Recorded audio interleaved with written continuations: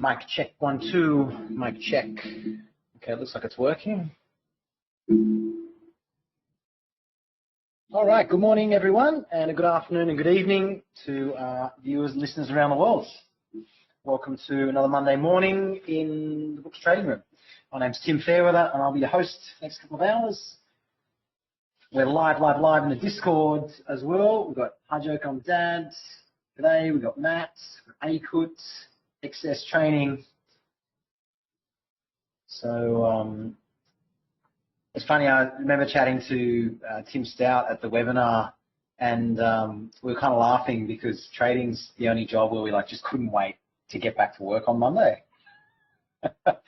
Every other job, you're like, the weekend's so far away, but you know, it's pretty funny that. So, but no rush into Monday morning. G'day, Huang Chi. So let's just go through the motions today, get the process in there. If anyone's got any additional questions or areas of the course or parts of trading they wanted to dive into in more detail, please let me know and we can go through that. As usual, encourage people to share what bars you entered and exited on Friday, what worked, what didn't, what was confusing, ideas for how to practice it, let us know. So, hey, Pamdini. So on the monthly chart, and just for those of you who are new in the stream, feel free to introduce yourself, let us know. The setup's basically the same as ours. We've got a 20 bar EMA and I've got a 200, which will be the same as your 60 bar 20. So on the 5-minute chart. Monthly chart, so we're in a bull channel. We've had at least 3 legs up, 1, 2, 3, and we spoke a lot about counting legs on Thursday and Friday. One of the easiest ways is to look at spike breaks. So a spike, you've got basically a micro channel, bars are going up with consecutive higher lows, and then we go below. Bang, that's 1. We go up, bang, that's 2, we go up, 3. And you can see how the market tends to respond. So here, when we're kind of in a trading range, it's a little bit confusing. Traders don't want to sell too low. So just a tail here. To get out of this trading range, traders were happy to sell and sell higher, and bulls were happy to buy back lower, betting that this would be a breakout and a pullback, and that would create some kind of measured move higher. Some traders will use the pullback to measure them, and then as we get more bars on the chart, then we can use different parts. We can use the total range in there. Some traders will look at what's called actual risk based on a higher time frame, many ways. We also recommend using the spike. So I'm using the spike from these bull bars, and that's giving us that nice little target up there. It's obviously clearer in hindsight. I mean, we're not trying to become psychics on our days off. We're just trying to get an idea of likely targets, help us hold part of the position into a target that we're trending towards, and also make sure that we're balancing our risk when we're in a trading range, so we don't have huge open risk and take small rewards. So I had a couple of legs up on the monthly chart, and we're nearly halfway into the month. This is a tight bull channel, so selling below a bull bar in a bull channel, not a great sell, and selling in a tight bull channel for a swing all the way down, also not good, but for a scalp, it can work. But you would have taken it on the weekly chart and the daily chart. So we broke out a number of ranges here, and then if you look at the chart there and you think this is a strong breakout, this happens on the 5-minute chart all the time. So you're in a range and you finally get breakout bars, and everyone's really excited to buy high and buy above. But we often forget the leg count that is going into this breakout, and we're unprepared to sit through the pullback. But this pullback is testing a breakout point, and that test is saying, well, if we're going to break out of this range, now's the time when it's going to work. And if we're not going to break out of the range, we're going to go sideways and then slowly, endlessly pull back. So if you're finding yourself getting stopped out of these trades only to miss the breakout, a couple of possibilities. One, wide stop, expect a pullback, look at the size of that leg, and say a 30% pullback is aggressive. That means you're in a trending environment. Compare that to here, where you've got a 70% pullback. Okay, this is trending raging. Here, less than 35%, this is aggressive. If you look at the pullbacks of each of these bars, they barely dip below the lows. This is urgent buying. So if you can stomach it, fine. Otherwise, you sit back and you wait for a pullback and then look for a high one. Okay, it's an inside bar. Do I get a second entry? Yeah, now I've got another bull bar. So it's a buy above that bar, and it's a be patient. You can exit at that high if you're in a trading range, but you're looking for a trend, you're looking for more. So you can see on that next bar, look at the gap that opened immediately.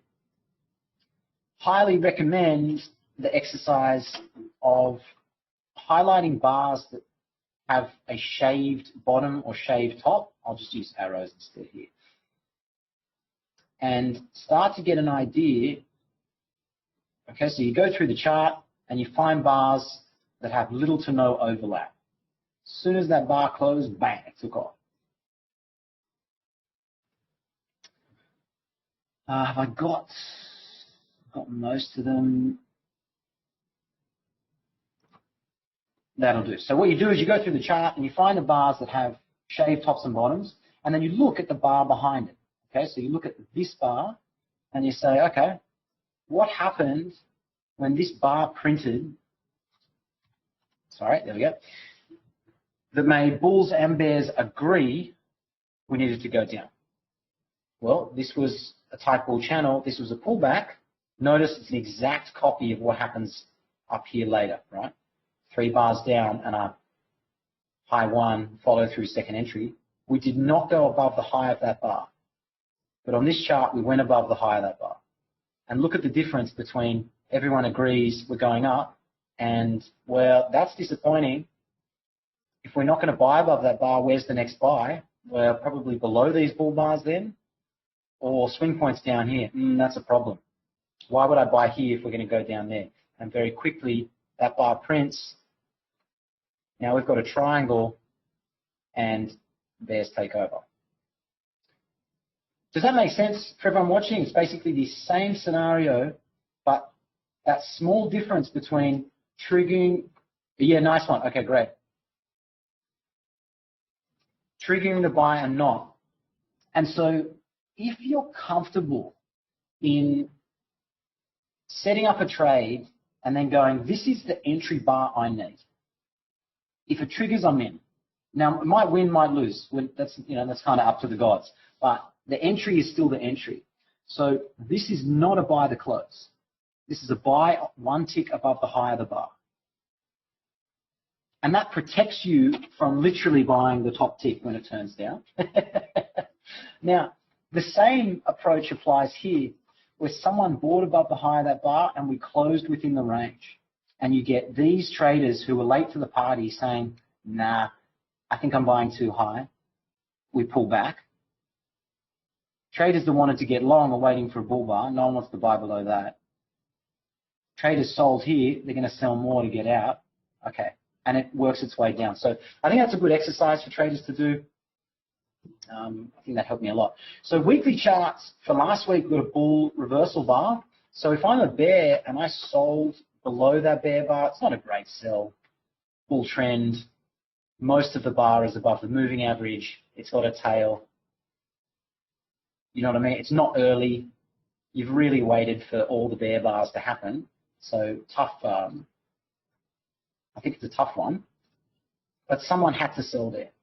I think most of those traders would have scalped. So if you sold the close, there was your 1-to-1. If you sold one tick below the low, you didn't get your 1-to-1 target.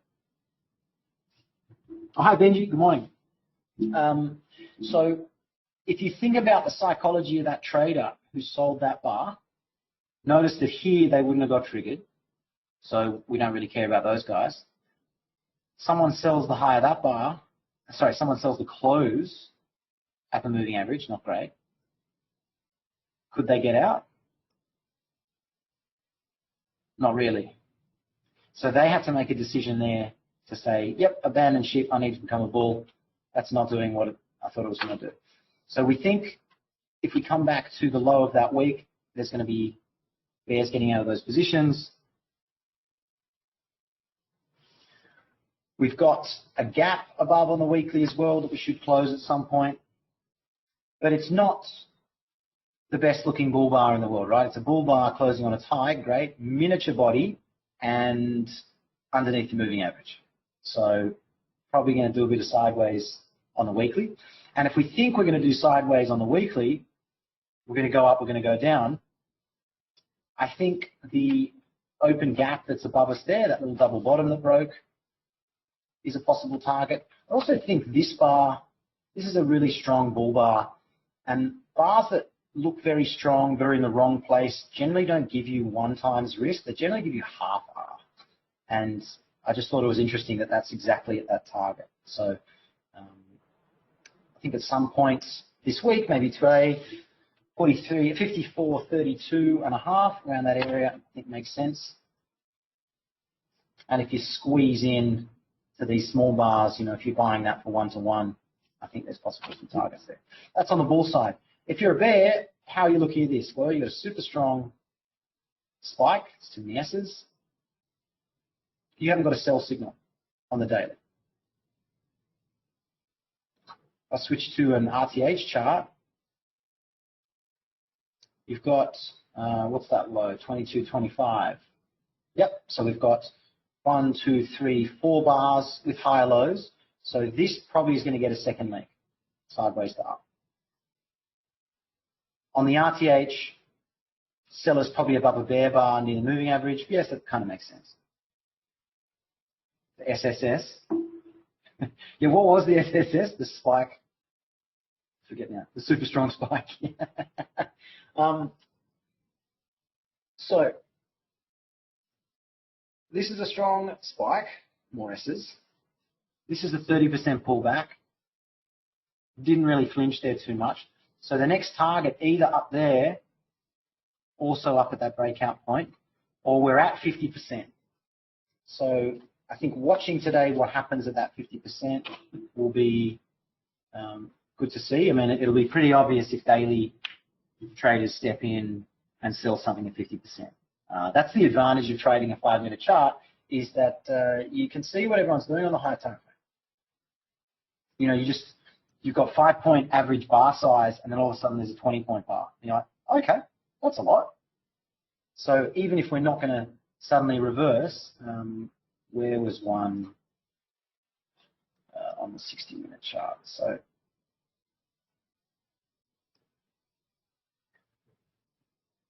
you're looking at this kind of stuff. This can only happen when you've got higher time frame traders just absolutely launching it up. So what I think is going to happen at the moment, well, we've got, similar to Friday, we're still in this bull spike and channel, and we've got, you know, a 1-to-1 target up there, which we just hit off that bar. We've got a couple of bull bars in here. So in a channel, traders will just buy and scale in lower because they're reasonably confident we're just going to hit those targets. And bears are happy to scale in, waiting for that climax bar that usually appears, hits everyone's targets, and then they're like, great, I'll start scaling in. But type bull channel, so I think we might just keep channeling up on the 60-minute chart. Great to practice market structure. So we've got spike, pullback, creates a channel. Okay, so that becomes a target when this breaks. So important to have that on the chart. I'll put some labels so everyone knows this target here.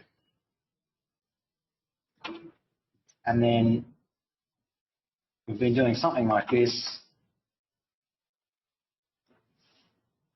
If it looks messy, just go up a time frame. Here's a 15-minute chart, same.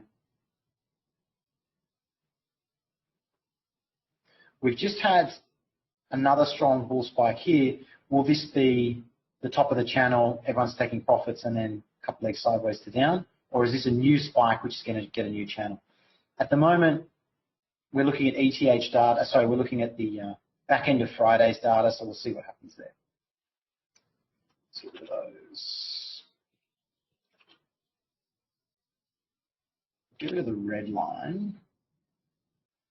5417. Okay, and if I go into an ETH chart,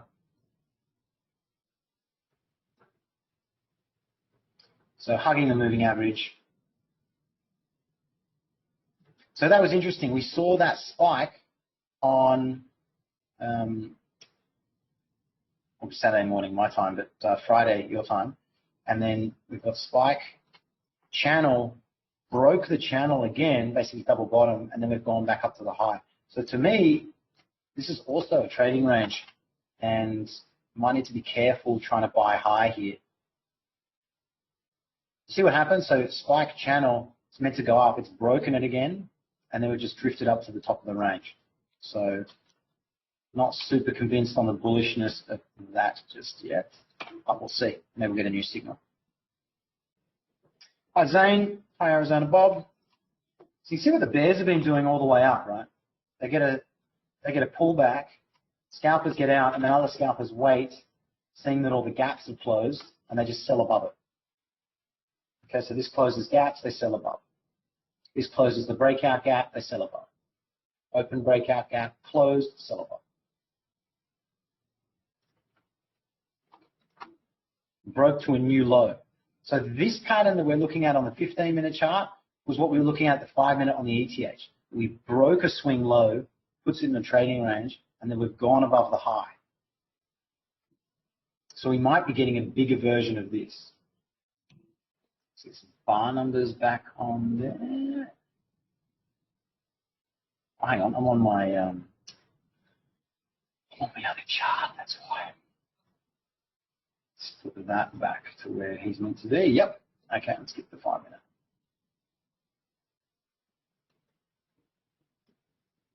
So a lot of scalping was done on Friday, and the first thing to realize is, I think we look at the chart, what's the higher time frame context? That's why I keep the 200 on the chart.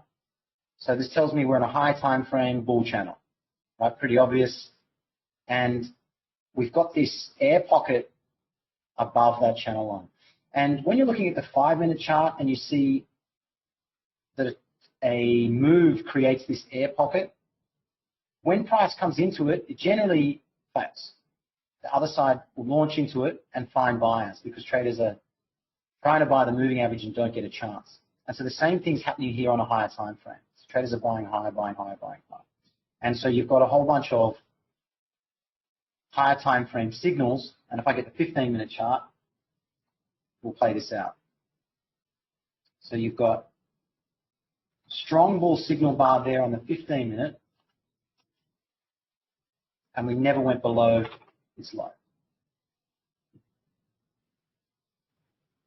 Another bull bar on the 15-minute chart, similar entry, where we actually went below its low,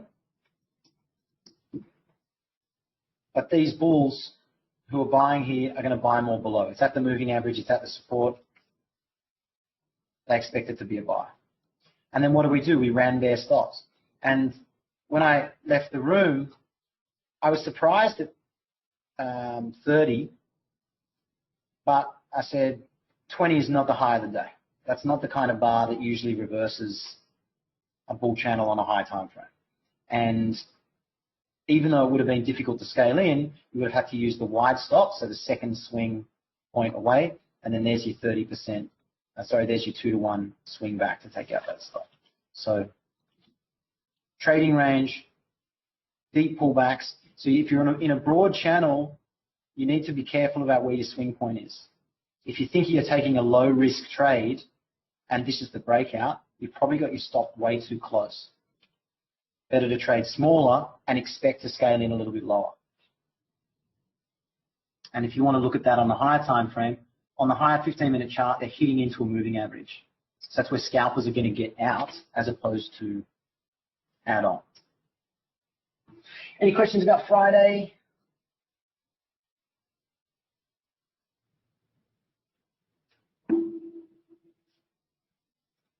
If you're having trouble trading channels, it's easy to put a fib on that will have a line through the middle. I don't think I've got Oh dear. Okay, yeah, that was it. So hugs the center of that channel, and then you're looking for two-legged moves and an entry bar. And when the channel fails, you get stopped out, but we usually come back up and test that line. So if we find a channel that's failed,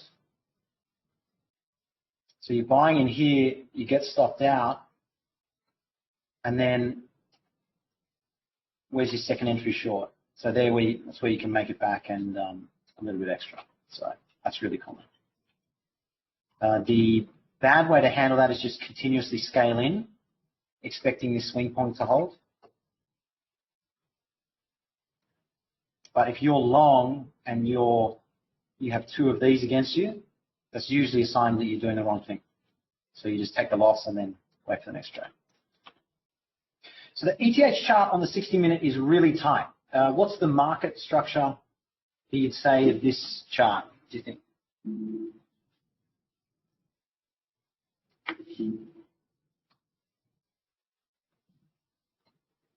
On the 60-minute. Yep, spike and channel, and in particular, this last bit of it. Small pullback trend. Thanks very much. What are the key characteristics, if I can say that word properly, of a small pullback bull trend? No consecutive bear bars. Yeah, nice one. Nice one. Actually, very few people will be able to spot that. That's it. The way I think of that is every bear bar becomes a buy signal.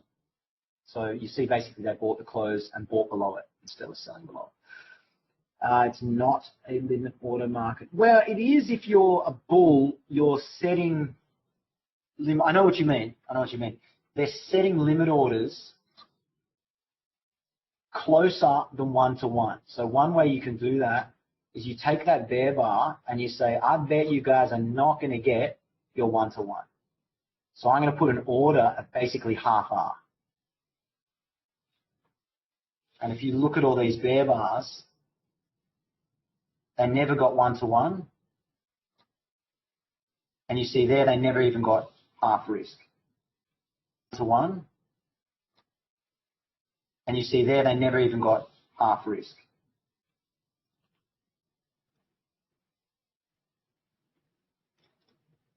That's what a lot of scalpers will do. They'll just bet that they won't get that target. How do small pullback trends generally end? If ever. No, I mean, they come to an end. Trading ranges. Yeah, nice. So it's a form of channel, and channels form into a trading range. Yep, and Conrad's right. Sometimes you get climax in towards the up side, so you basically break out of a bull channel. Only 25% chance that's going to work, 75% chance that's going to fail in about 5 bars. And we usually test the other side and head back in the middle. And you can see that on the smaller time frame here. So we've got a channel line. We break out, 1, 2, 3, 4, 5. No, we'll go and test the other side of it. And the problem bears have is every time they turn this into a trading range with such a deep pullback, is that they've already had too many legs down. So that's a good habit to try and take out of your trading, is that if you're convinced you should sell here because you think we're always in short, we're always in short in this little bit inside of a bull spike. And channels have this habit, the moment they print that second bear bar, like here, that makes you think we're always in short, they immediately reverse. Because everyone agrees this is not a good place to sell. They might sell above, which is what traders did on Friday. Oh, yep, we got bear bars below the moving average. Okay, probably sell above the high of that spike, above the high of that bear bar. They all worked. So we're about 5 minutes till we kick off. We're currently up here, so we've got a small gap up.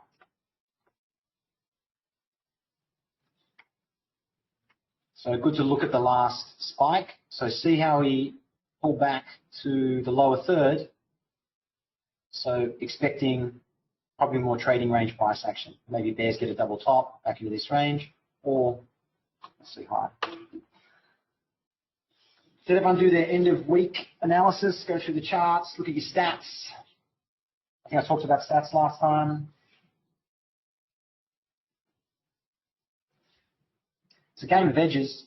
Got to get those stats happening. Average winner, average loser, average winning day, average losing day, biggest winner, biggest loser, hit rate, profit factor. Do we make it a habit to look at those? Or maybe people do it monthly.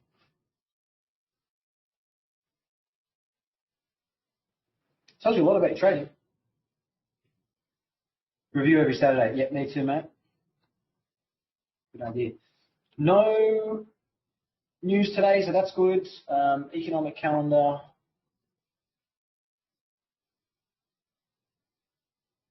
Not too much, just the usual. That's useconoday.com is a good site for economic news. Also on Saturday, I look at my trades because I mark them up every day, so I can pretty easily just flick through them, and I'll just kind of, tally up the mistakes I think I made. I'm pretty good in channels like this. This was kind of the first price action I got good at, which is a bit weird. Most people get much better at trends. But our second book on trading ranges just made my channel game crazy strong. And so I'm kind of working on the other parts of my trading game. Fortunately, the market does this the majority of the time, so helps with the edge. So if we were looking at the daily charts, and it was a 5-minute chart, let's do a bit of high time frame stuff. G'day, Ray. Good to have you on the stream. Mate, I wouldn't worry about the first 6 bars. If you've looked at your stats and it's not a source of huge winners, it's pretty easy to look at the software and to tell you. I wouldn't worry about it. Very few days have the best trade before 6. Trade before 6.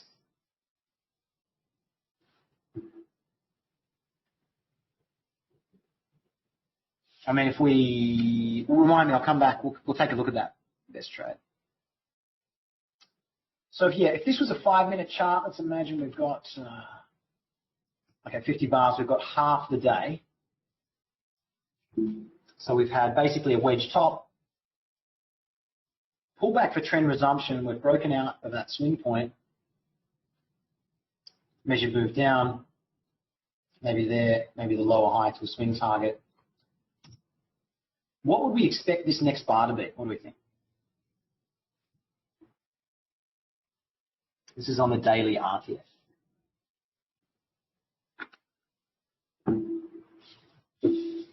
The other thing, Ray, is that you then avoid taking a loser when the market's doing weird stuff at the start, so you're kind of flat, ready to take the swing. But we'll talk through that. It's a really good question. Bull bar testing the moving average. Yep. I mean, if you're a bear, do you really want to sell above this? Well, if I'm really keen on selling, my first sell is going to be there, not here. And I don't want to sell below anything, so it's going to be a sell above, scaling higher as the expectation. But also buying here, you're putting a stop down there and saying we're going to get back to 5,600, which is not really a 60% likelihood trade. You're more saying, I think bulls are still long from prior bars and we should go a little bit higher. So probably a better buy will be below that bull bar. Okay, but so we think we're going to hit the moving average. Now, we're prepped for that. So the pain trade is when the low probability thing happens, which is this goes one tick above the high of that and just prints a monster bear bar all the way down. But we're going to see that if it becomes the case.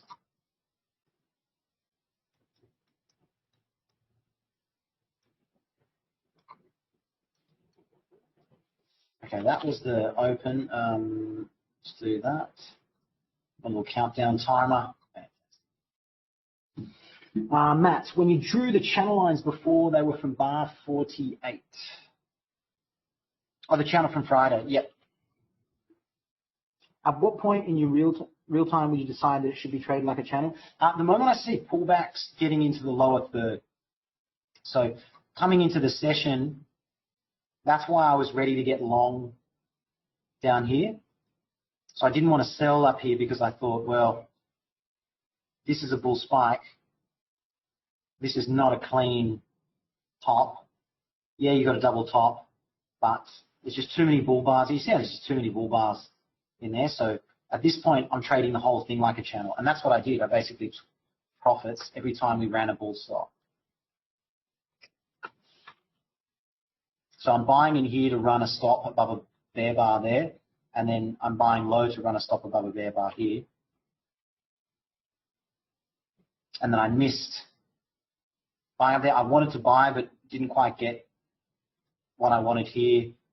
This was an inside bar, and then this had a tail. So I was basically trapped out of all that.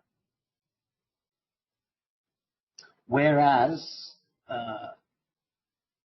this is a spike, so I'm trading it as the first reversal is going to fail.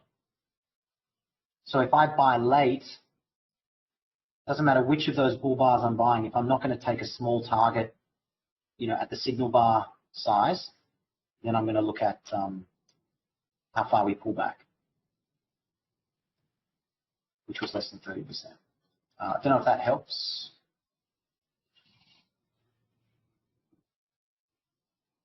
So bears try to get the double top.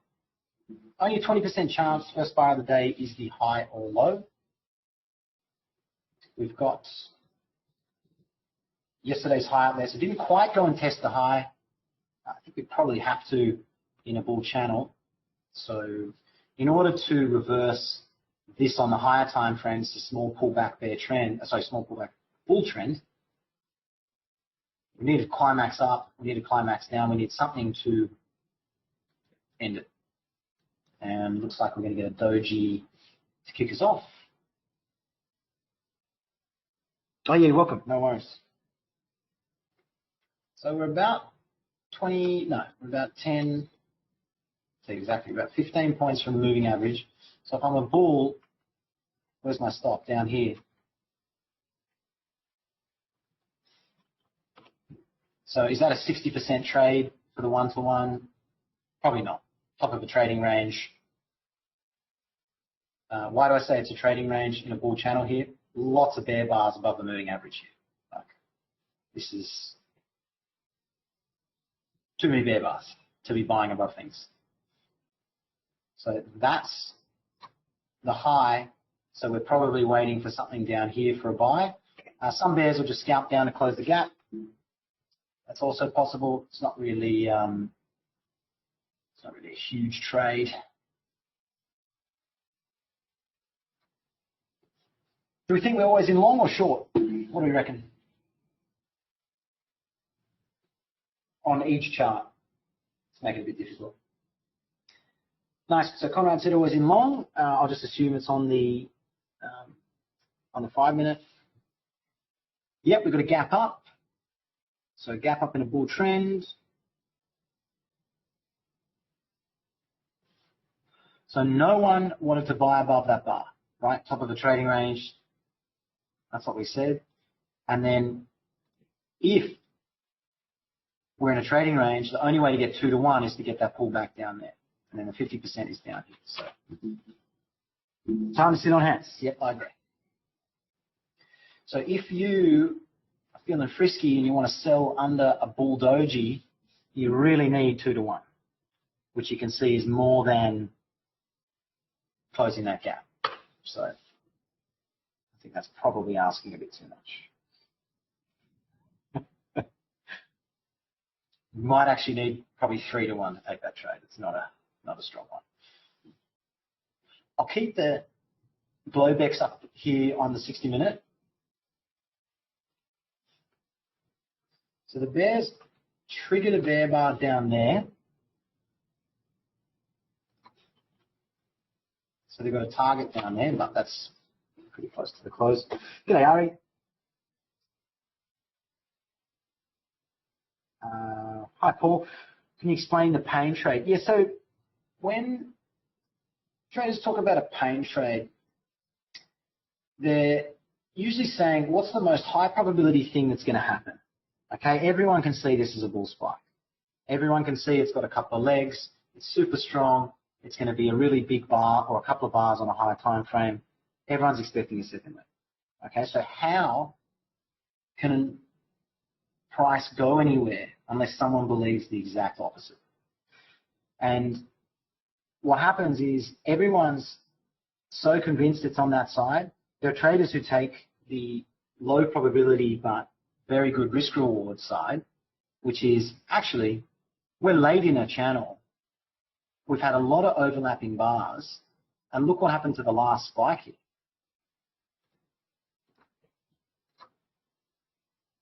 Nearly overlapped 2/3. I'm going to sell up here, and I'm going to get out at 50%. You know, I'm going to scale out of this position, trying to get back into the range. And so instead of bulls saying, yeah, okay, we're going to buy and we're going to have more legs, you get this endless pullback. And the pain trade is when that just keeps going, keeps going, keeps going. And by the time it fails, it turns into a spike in the opposite direction. So we're heading back to where the value is, back to that area. Buying a massive bear bar on the close, I think not a great practice on bar 2, so I'm going to let it go. It's kind of easy to look at a trading range and say, yeah, just fade a big bar. Like, here's a big bar, you sell it. Here's a big bar, you buy. And it seems easy to do until it goes against you. For example, you sell here, and then you get follow through. What do? You sell more here. You get another one, you sell more here. And that's psychologically very, very difficult to do. DLJ, I just use a fib. So the fib's just set up 0, half, 1, and minus a half. I have another one which has a 50% on it. This is really useful if you want to look at a spike and where it has to pull back for you to get your 2-to-1 swing. That's another way to look at it. So big bear bar 2, sitting at the moving average back in this area. So if you're a bear, you're saying this is going to be the start of spike. Well, we're in a bull channel, so I think all sells are low probability until the bears prove themselves.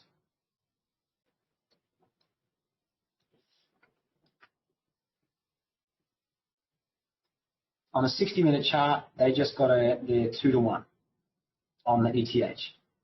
So I think the max they're going to go in one bar would be 2-to-1 of that whole doge.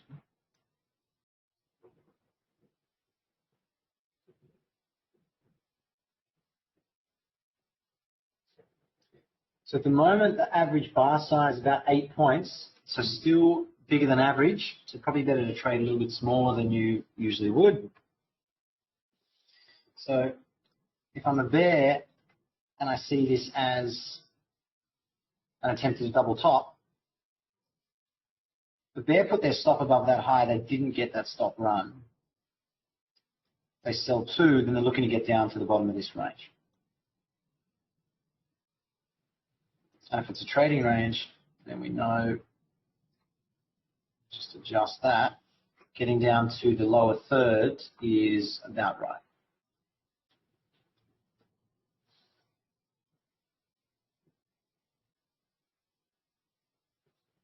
So trading range context, usually traders will fade a big bar, but no one wants to buy that. No one wants to buy that.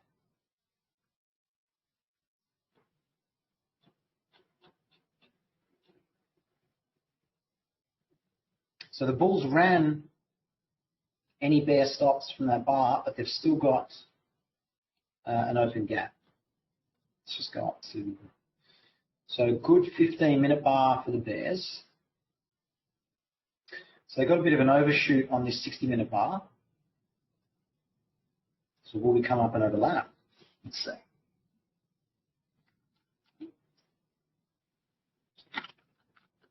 It's Monday morning. Everyone's excited to trade. Been thinking about trading all weekend. Market replay charts. It's often better to just take it easy on the first few bars. So you can see if you tried to just buy the gap here, you're already down 17 points. If you bought that bar, probably down the same.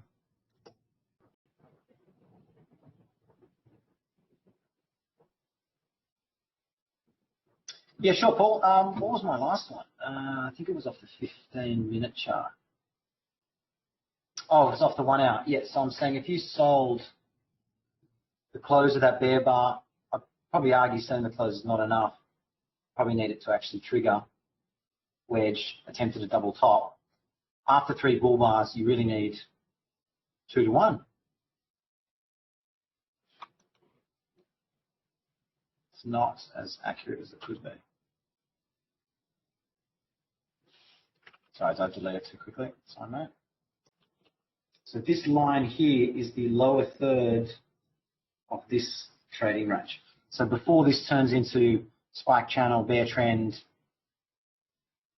races away, this should turn into a trading range. And that's the line. So bears are trying to argue this is the climax of this channel. Fail break above.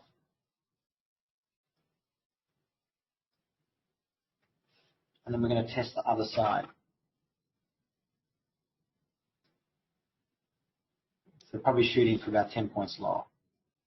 But that's still not going to run bull stop.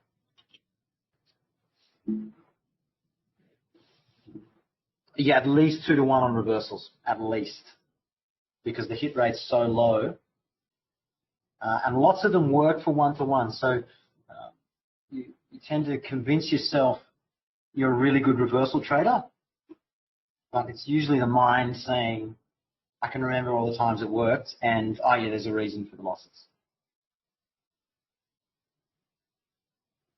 But it also depends on your hit rate. So I would go through my stats, look at continuation trades, second leg trades, high ones, high twos, low ones, low twos, and compare them to reversals. For me, the hit rate's totally different. Totally different.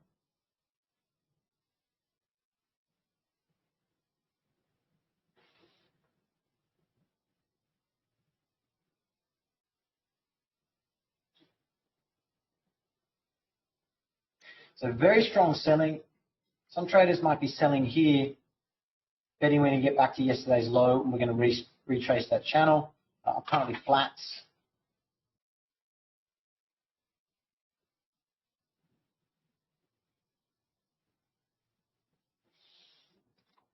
I think the other alternative on the 15-minute chart is if we get follow through, look for a pullback on the 15-minute for a second sell. Currently trapped out.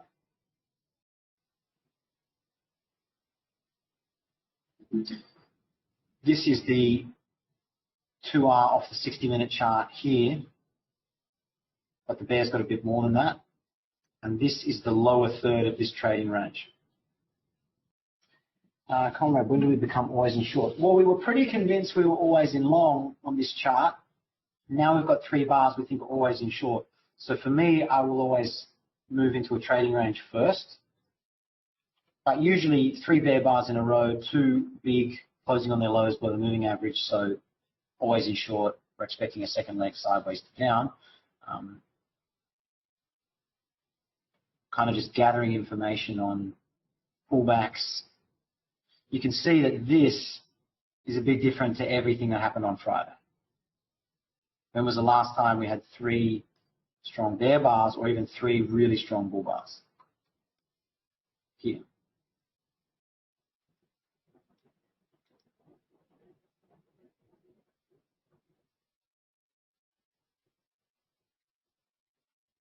So it's interesting because we were talking about the daily chart. Well, we should just go up directly and touch the moving average, right? And we said, well, so the pain trade will be we start to go up there and then we just reverse down. So that kind of keeps your mind open to both possibilities. Yeah, Conrad, it's a good question. It's for me, because we're in a trading range, so we're in a bull channel, and we reverse down from the high. Yep, it's a double top, so it's a second entry sell, and it's got really good follow through. So we're expecting this to have a second leg. But the sell to close, usually in a trading range, it's sell one tick below, buy one tick above. You're waiting for that second entry to trigger.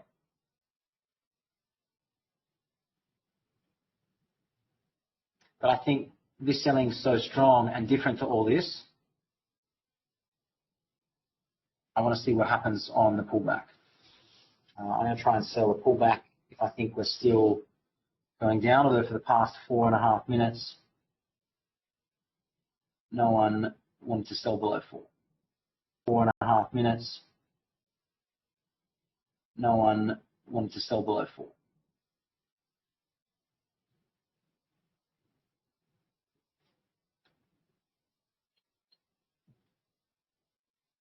So if you're selling, you've got to stop above the high of the day. You can't put a stop at the moving average. Here's a tight trading range, pretty bad place for a stop. So if you get stopped out, well, we just got a new high. So on a 60-minute chart, that small pullback trend idea is pretty gone. We were saying what would need to happen? We need a climax up, climax down. We've got a climax down. Okay, so now we've got a 60-minute trading range. Where is the range? Because if it's a 60-minute range, then that puts targets for the bears down here, yesterday's low, which is also the buy zone we had for potentially buying below that bull bar on the daily chart. So setting up a low 1 on 6.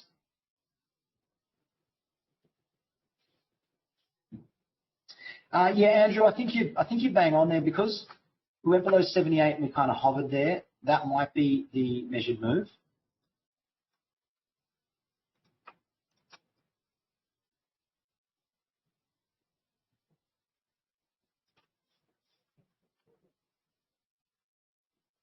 Let's use it above the bear bar for now.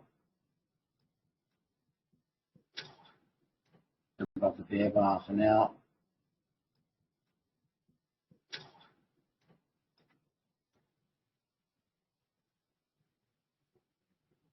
I'll pull it up to the exact pullback. So it's not super precise. Not super precise.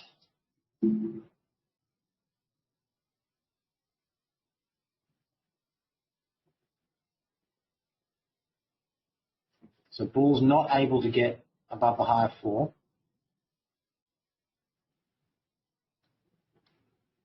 We've got news coming up in a couple of minutes.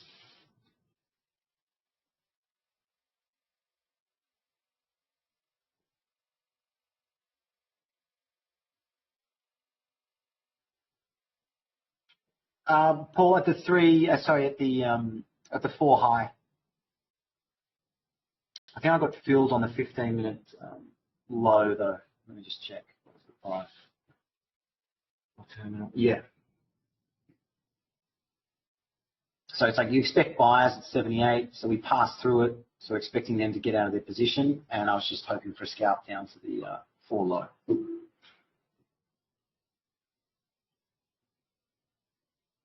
it's the same channel trade. Because I think this is it's a trading range, which means I'm not expecting traders to hold into the close.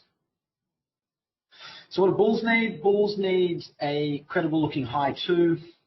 Need to break this tight channel, start going sideways. We've got the 200 or the 20 on the 60 down here. We haven't really had, I mean, a lot of traders will see this as a low 1, but they need a signal bar to take it, and the 6 is not forming that low 1 for sell below. And if it's a trading range, they might need to wait for a second signal. So 6 is not able to close below 4. So that's a bit of a problem for bears. So it looks like traders are taking some off on the way as opposed to holding for those targets. Well, there's the bear bar 6. So still nothing to buy. Limit order bulls will basically buy lows and scalp for a few points, but you can see the problem with that strategy is how do you psychologically handle that when you're just taking a couple of points and then you're 15 points below your entry. You're going to undo a lot of your good work. And it's a bit sad because it takes a couple of hours to do all your good work and then 5 minutes to undo it.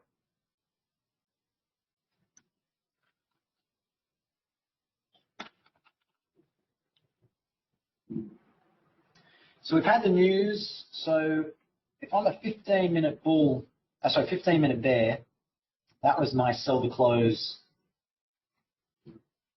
signal, or selling 1 tick below, somewhere in this area. So waiting to see, will the pullback be here for more down? Certainly on the 15-minute chart, do you really want to buy under that bar? Probably not. Probably need a bull inside bar, something at least bullish. Or is this going to be a spiking channel on the way down? I think also on the daily chart, you've got this bear bar, which is the sell above. Traders sell, they sell higher. So limit order bears are making money selling above bars and scaling in. And generally, if they're making money, this is not a bull trend, and so bulls will be doing the same. Give it that. Now here's where it gets interesting. We're in the lower third of this trading range, but it's quite directional. So I don't think I'm willing to buy, well, I'm not willing to buy above anything yet, that's for sure. I want to see traders buy below something and make money.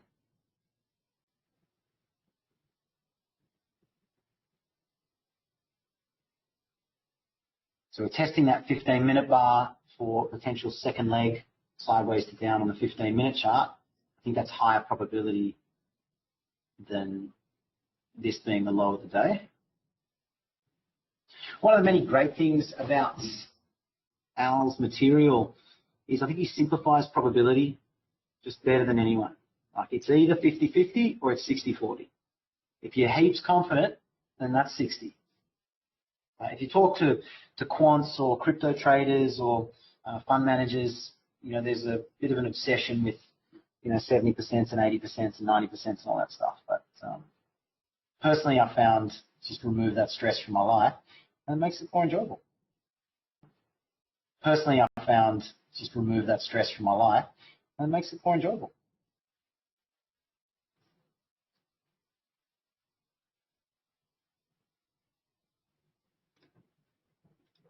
So if bulls are buying here, I think they're going for these gaps. They've got a gap here and they've got a gap up here. Often the first gap will stay open. But I'd be surprised if bulls were going to be long here. If bulls were going to be long here.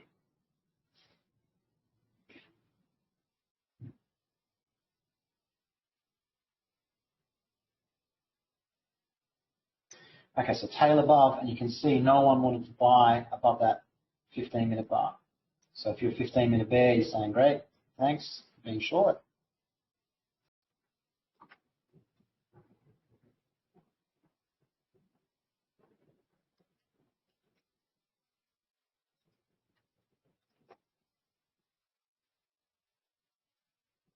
One to one of that bar is there.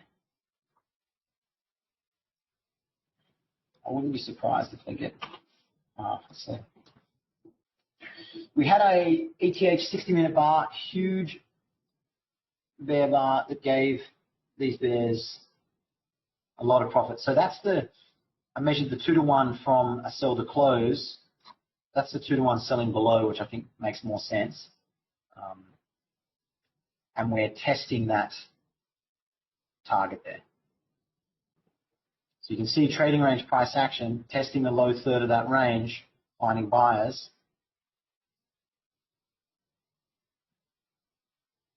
The first stop is usually 1-to-1. And then waiting for the double bottom or for a second entry for something higher.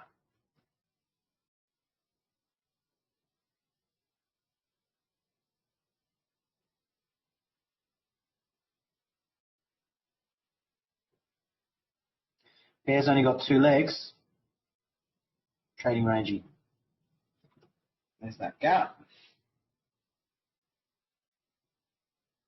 The other way you can look at this bar is, we said big bear bar closing at the moving average. In a bull trend, that's not really where I want to sell, but it takes off. So there's a lot of traders who buy those bars and scale in lower.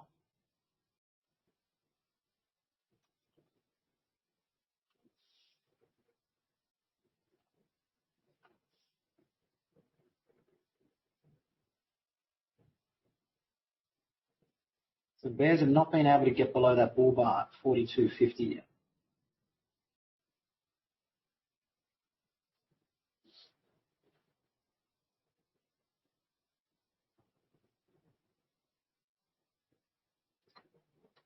Very climactic move. Way down, climactic move on the way up. So same trading range.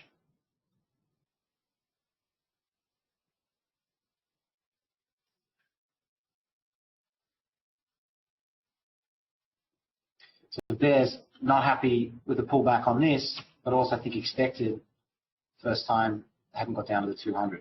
Huge bull bar crossing the moving average. So I won't be buying above it, that's for sure.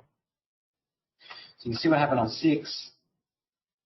Didn't close below, didn't give bears a chance to sell below anything. Some bears sold below the inside bar. Disappointed 6 got a chance to get out break even. Even the traders that sold below 4, not happy 6, they got a chance to get out break even. You've got micro channel bears selling above bear bars, betting they can scale in higher.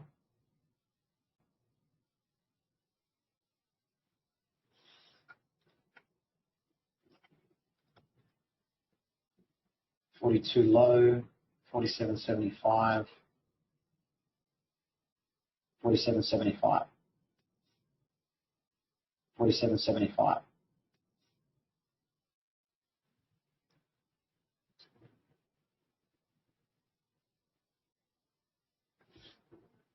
Oh, nice. Up the tour.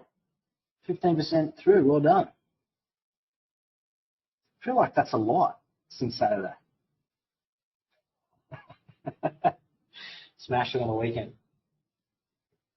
So this spike failed, came back and tested on the open. We didn't get below that bar on the 60-minute. And now we're back up into the middle of this range. So it's forcing you to buy high in a range after forcing you to sell low in a range. It's generally better to do neither in a range. It's generally better to do neither.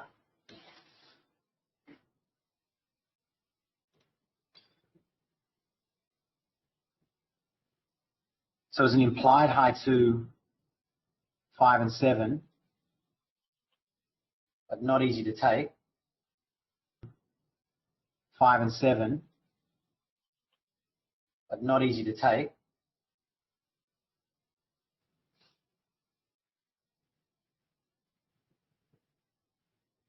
I only scalped short, and then I wanted to see what was going to happen in this lower third, and so bulls bought it. So okay, we got that right.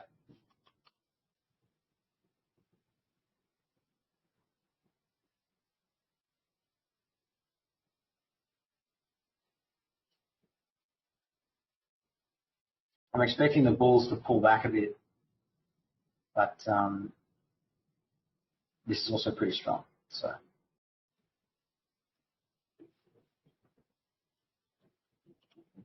a nice high 2 trade if you got it on 7. I think not easy to take it.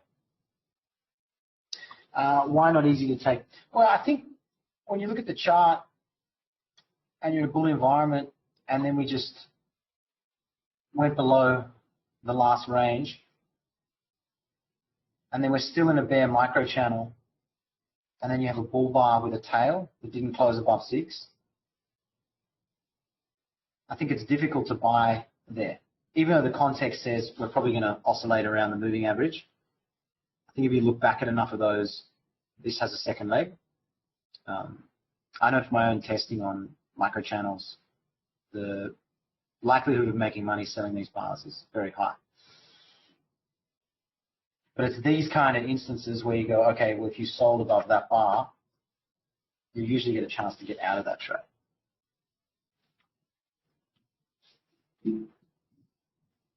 If you're quick and you're waiting for the reversal, then you're ready, no matter what the signal bar looks like.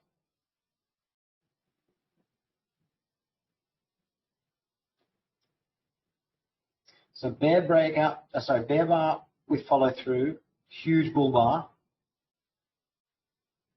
confusing. So lots of low probability stuff. You've got low probability on 1 to have a bear breakout. The sell on the bear micro channel hasn't touched those traders' entries.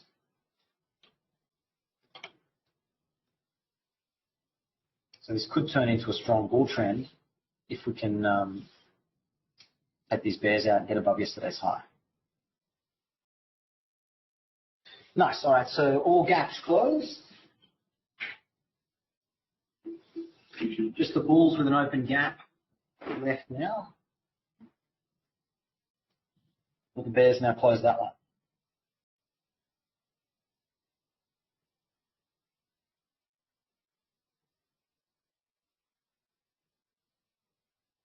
So failed breakout high, failed breakout below. Hi Jay, would this be the second leg up? This is the first leg for the bulls, I think. Sure it does, zero stake, smells like trading range. It's got it all written all over it. Bar 1, a very good indicator of what the day looks like. Buy low, sell high.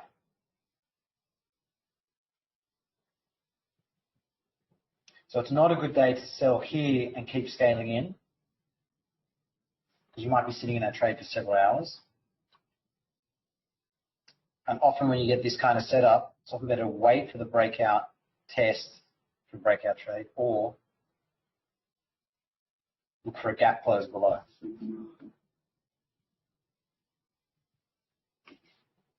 The other clue is 3 bars, pause, 3 bars, pause. So usually you get 3 consecutive bull bars, you kind of immediately get follow through. In a trading range, 3 reverse, 3 reverse, 3 reverse. 3 doesn't reverse, takes off. 3 reverse. 3 bars, doesn't reverse, come back, test.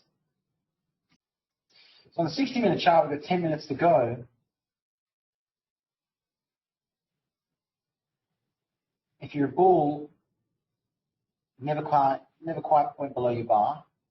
If you're a bear, you had a little bit of a takeoff, and now you're about to come up and get above that bar. So small pullback trend, not quite changing its tune yet. One good strategy, I think, on trading range days is to look at a higher time frame close, and if it's a reasonable signal bar, trade back to it. So rather than trying to join a move that's currently happening, you're waiting for a move to finish, set support and resistance, set gaps, and then you take the trade to it. I'm currently flat here. I'm going to wait and see. Yeah, zero state, exactly. You've got opening spike with disappointing follow through for second leg, and then you've got basically a weak signal bar, under the moving average, high trading range. After this, takes off. A big bar in a trading range gets follow through. So if it's going to be a trading range, then traders are not going to put stops there. They're going to scale in there. I think that's also quite hard to do. because our volatility is still pretty big, 30 points. We're going to break out of a range either way. It could be up, which would be up to those breakout points from before, or back down to below yesterday's low. I think 50-50 at the moment. Maybe 52% because the 60-minute chart's still in this bull channel. Paul, on 456, can you explain how bears got out? Yes, so let's go back. Looks like we're getting up to the high of the day.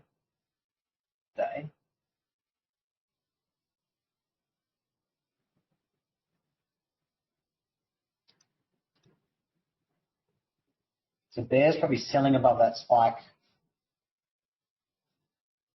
trying to trade it like a trading range. I think you'll make more money not trading in that way. I think you'll be easy if you're short and you get a strong bar with follow through, get out, and then just wait for the next trade. 100%. That's what I mean, Conrad. That style of trading needs a real sensitivity to how far price is moving. Needs a lot of practice.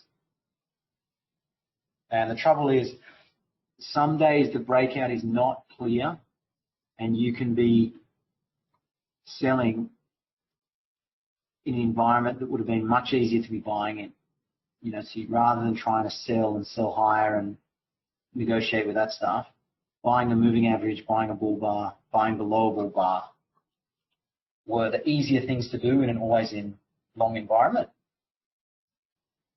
Second entry is another great drill, just to look through the chart and look at how often down 1, down 2, draw a line. Up 1, up 2, sideways. Down, pause, down 2.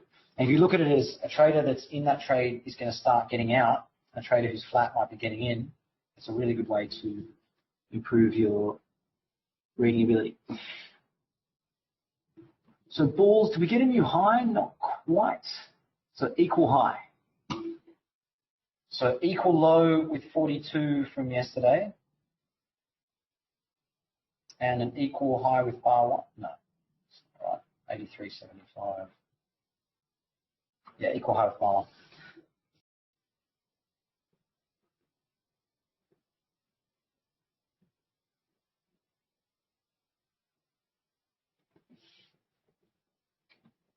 It's got an expanding triangle feel to it. Low ones failing. High ones haven't really set up. Paul, 456. Yeah, so let's go back in time. You see 3 bear bars closing on the low. This bar has a bit of a tail. So either you're selling the close or you're selling below. Or you decide this spike crossed the moving average, so you're not totally convinced that this is a bear trend. On the next bar, these stop entry traders don't get filled, so they take their order away. Traders that sold the close, it immediately went up to the high of their bar, and they're thinking, wow, we only got 1 tick in profit. What do? Well, they've got a chance to get out, break even if they sold higher, or they're hoping to get 1 times that risk, at least, to kind of pay for that, to pay for the risk that they've taken. Then we get another bear bar, but that bear bar doesn't get a good close. So once again, no one wants to sell below that bar. If you decided to sell below there, you now got filled. But how happy are you that you sold and we've closed above your entry? You think, well, I thought we were going to take off. It was a low 1, strong spike. So you move your exit order to that same price. So now everyone who's entered here has decided, no, it's not doing what we want. Now, other traders are going to sell above here, sell midpoints, sell breakout points. They're going to try and sell on the way up, and they'll judge that limit order based on how strong it is. So if I had it, I didn't sell this because it was going up too fast. I had an order under here and above there, but if it's too quick, I'll just let it go. And so now anyone that was holding that short that didn't get out, they've got to sell. So now they're buying as well. Can you prove any of it? Not really. But does it happen on the charts a lot? All the time.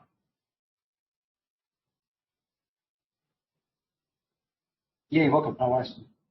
So coming up to the end of the first hour,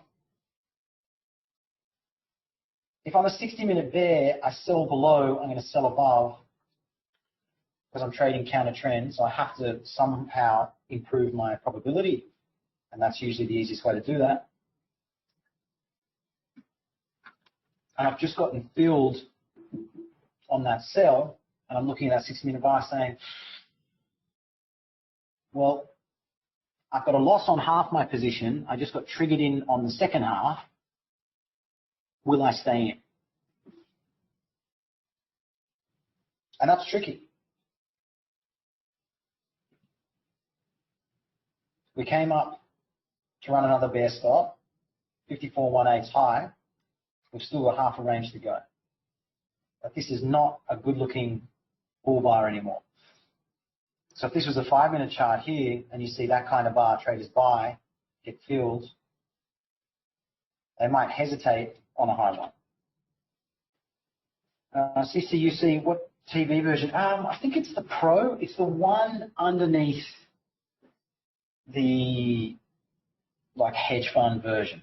There's like a ridiculous one where, I can look at milliseconds and, I can have 1,000 charts open at the same time. I think my max is like 8, but I mean, why would you put 8 charts on one monitor? Unless you're just trying to impress people in your room. You can't read them. So 12, well, it's a failed breakout, but it's also a new high. So we went above the high of yesterday. We've got a doji with a 1-tick body. So what are the options? Well, if this was a bull trend and this is a bull channel, I don't want to buy 1 tick above a high of that kind of bar. I'm more inclined to buy something lower.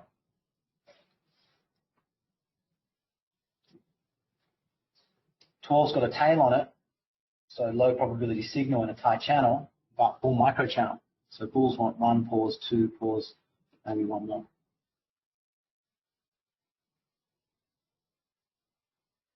We've got a spicy one for Monday morning. Usually you get a bit of this stuff. It's basically just the same thing with bigger bars. So if you bought above 7 with a stop below 7, you got your 2 to 1. If you bought above 7 with a stop below 6, which I think makes more sense, that was your swing. Well done if you got that. If you bought that strong bull bar, you got your half R, you want your 1 R target up there, which is just short. I think I probably got the target for him.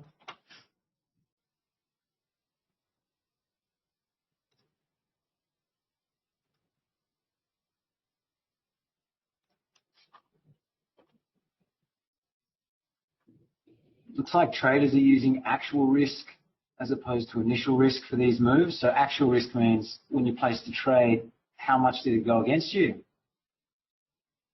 So they take 2R of the actual risk. Actual risk.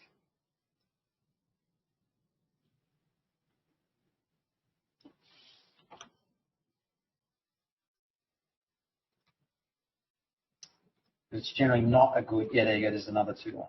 So that's one to take a look at on the chart. It's generally not the best target to put in there, but it often happens in trading ranges and transition points. Yeah, Conrad, 100%. Absolutely.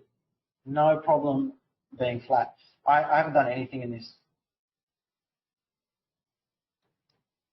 I'm interested to get long if this is going to be a breakout and this is a big spike in channel. But I want to see a breakout follow through up here.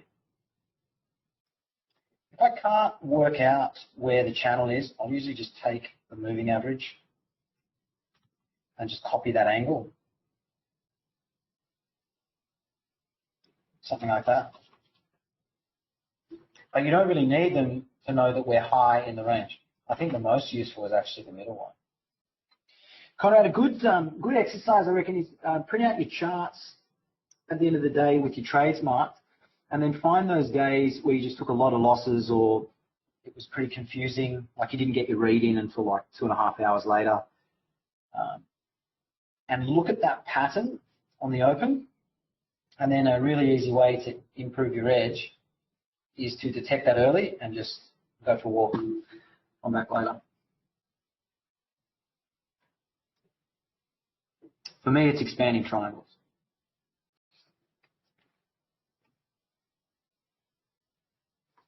So bulls technically got a high 1. Pause on 12 with a bear bar, but 1, pause, 2, pause, can also be leg 3. Traders deciding what to do at yesterday's high.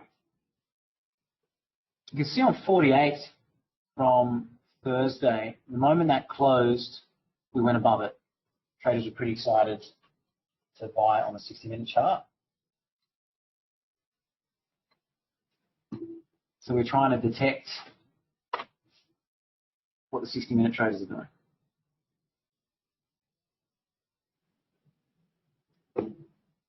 Oh, yeah, mate, no worries. I appreciate the questions. It's because it's like I can't see anyone. I've only got really the Discord. And before with the Discord, you know, it's like you just comment and hope that people find it interesting.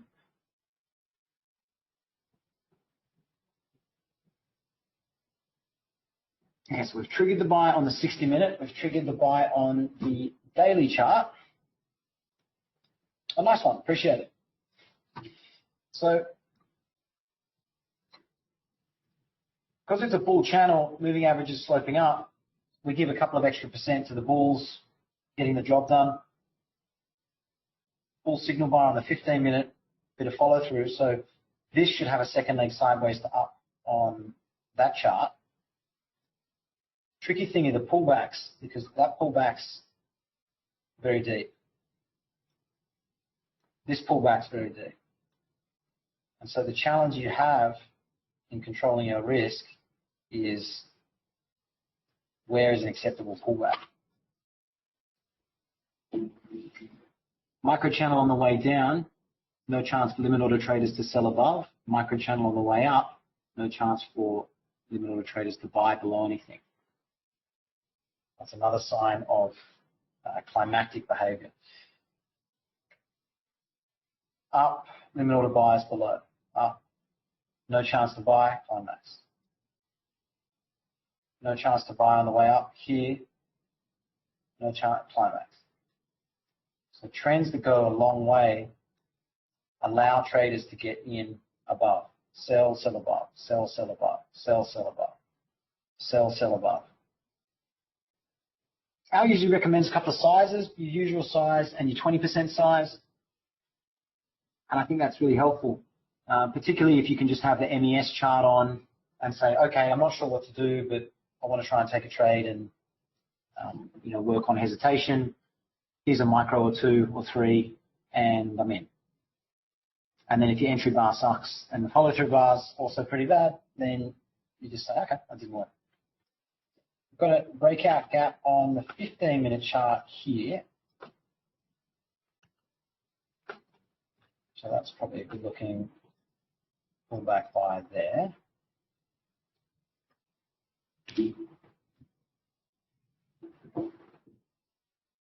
A couple of very gentle closes above yesterday's high.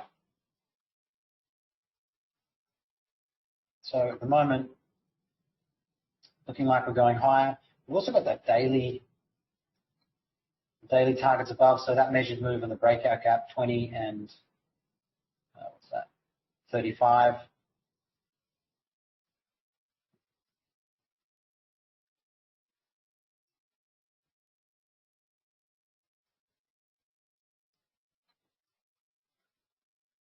So that gap is closed, that gap is open.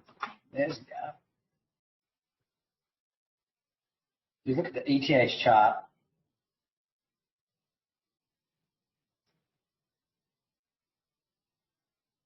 very strong reversal. Didn't trigger any bears below that bar. That would have been better if it went one tick below that bar, trapping sellers down there.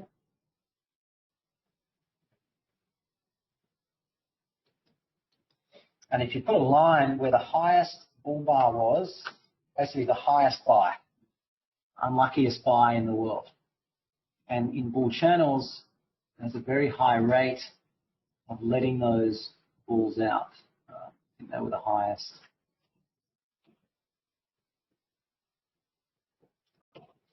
So now we just let out the highest bulls. So if you bought there and kept scaling in, that last position of yours was not a loss. So that's good for bulls. Just went back and tested that gap.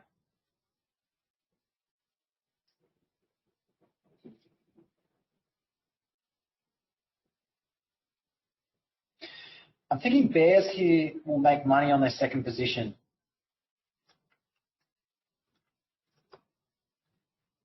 I don't think they made enough, 83.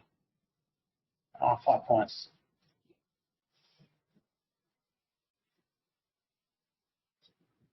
Will we go higher and test, or will we overlap?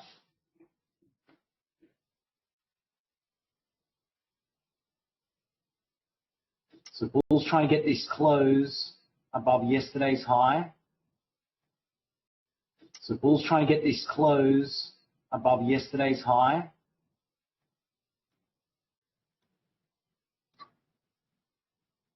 Trying to get a close above that bull bar. But they're failing. Bull bar. But they're failing.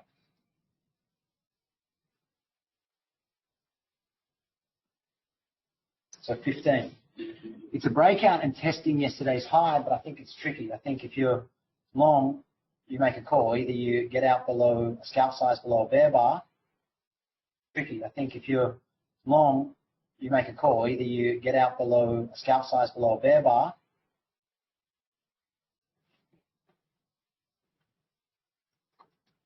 And if you get out, look to buy again on a high one.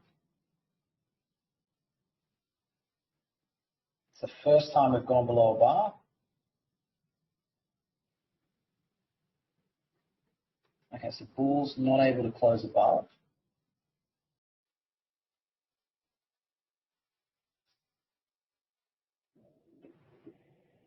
So we triggered a sell below 15 as a first attempt, but probably not enough to reverse such a tight bull channel.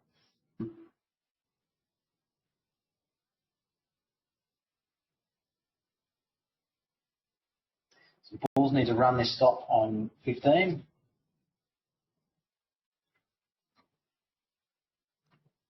So bears are trying to do this, but it's low probability. That means if you do the opposite, you just go for their stop.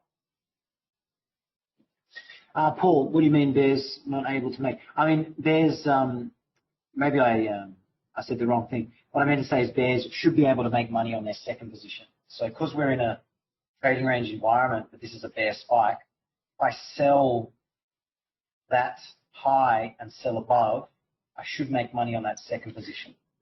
And instead of selling against this, I did the opposite. I bought from them. So we've got a bull micro channel. That's the low of the last bull bar. It also happens to be the bear's exit price.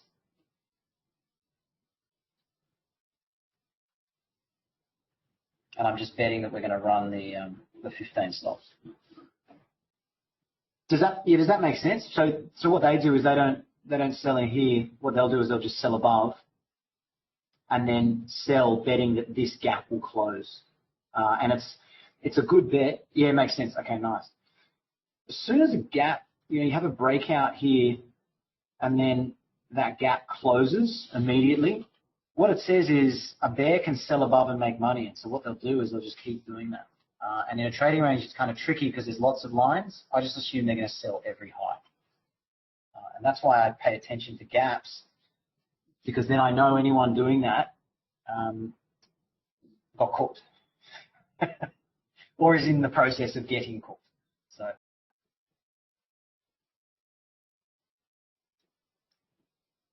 So bears trying to sell again to get back to the 15 close. What the bulls want is the bears have kind of had a bit of an implied wedge here. Like we go down a time frame, maybe a 1 minute. See, they've had a couple of attempts to reverse, 1, 2, 3. See, they're trying to do what they need to do, but it keeps failing. And if the bears give up, then this whole wedge will break and go up. Then this whole wedge will break and go up.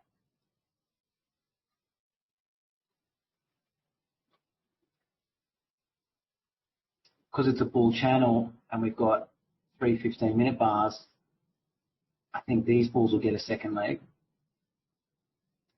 Probably the best the bears get is this gets a second leg, this gets a second leg, and we do more channeling. So.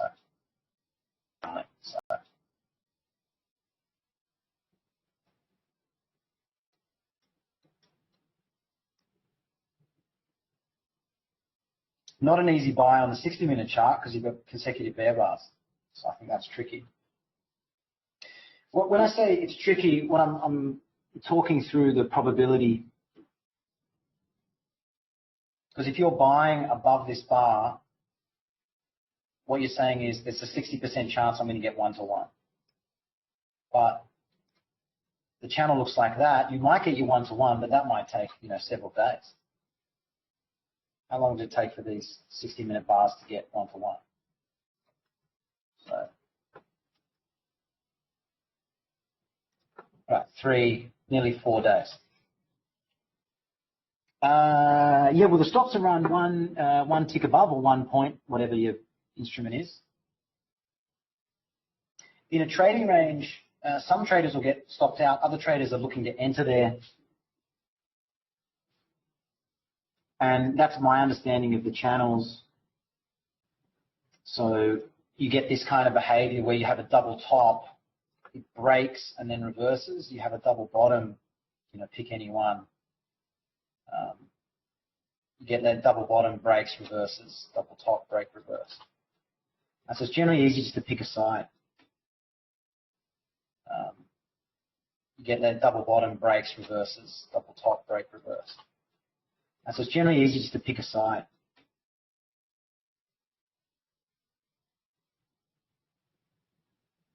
Excess and the stop loss. Yeah, it looks like they're about to have their stop runs. Oh, nice. I missed out by a tick twice.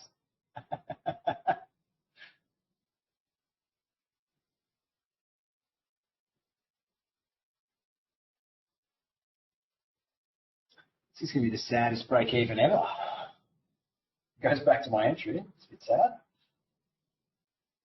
So microchannels, high probability trade for a second leg and scaling into them, but when they're counter trend or when they cross a moving average, the probabilities shift a lot. This is one from the other day. So bear microchannel, but counter trend, or selling above those bear bars, can very easily go the other way.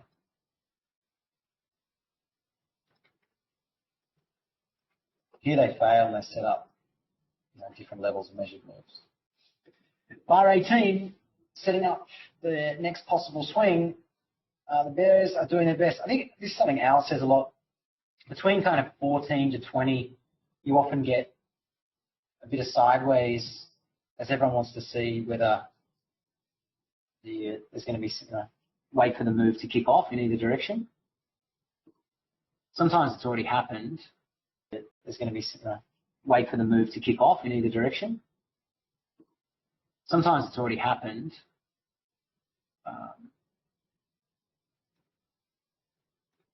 Here we've got bar 18, 19, 20, failed breakout, pair of bear bars. This is not really what you want in your breakout trade. Bar 18, 19, 20, failed breakout, pair of bear bars. This is not really what you want in your breakout trade.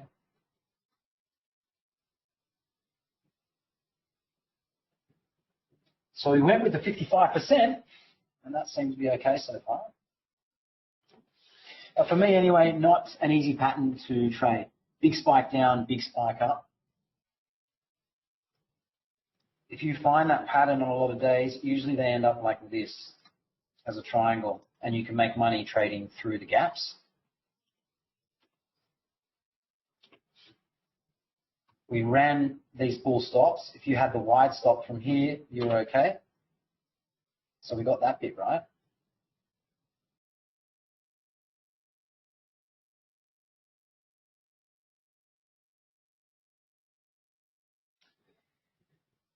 G'day, trader. That's great, man. Yeah, I'm long. Looking at the world's slowest breakout above. Oh, there we go. We did run the stops on 15. There you go. Yeah, you're welcome. So this technique you can use in a lot of different market environments, and I highly recommend you practice it a lot in market replay. You just look for a weak reversal bar in an area where you think, yeah, you know what? If I was a beginner trader, I would definitely sell below it. Right? Just channel your first trading experiences. For me, I can just channel the first couple of years of trading. I would definitely have sold below that bar. And then you do the exact opposite. You look for a way to buy to take out those weak traders. And you're trading with probability, so you're going to be right at least 60% of the time. And the alternative is, if you don't feel like that's your style,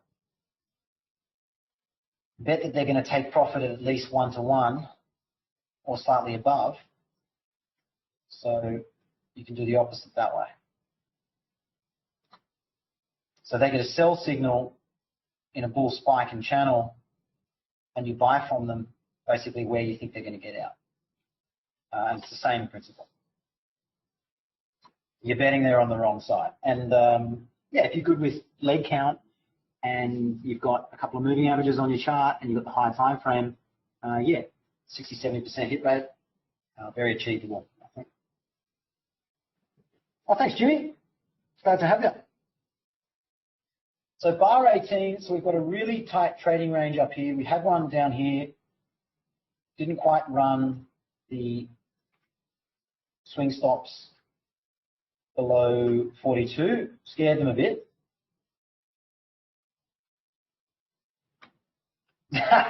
Thanks, Jack. I was surprised no one replied to that because I was like, oh, crickets. So, man, that's literally all I did all day.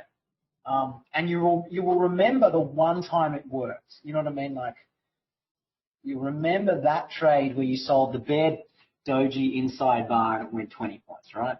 And you're like, mate, I am Gordon Gekko or Tudor Jones, Goldman Sachs. I'm taking your money, right? But you'll forget the other 50 times it doesn't work. So that one golf shot, that's it, man. That one time that you were trying to chip it onto the green and instead it accidentally goes into the hole, and you're like, yeah, I was trying to do that. I caught up with a few mates at who live on the coast. They like run surfing tours there, and his girlfriend's horrendous at darts, and it's like someone has to be on team. So I was like, okay, she'll be on my team. I'm not very good at darts, and she got 3 bullseyes. Didn't basically hit the wall the rest of the time, but got 3 bullseyes. So, you know, we'll remember that time.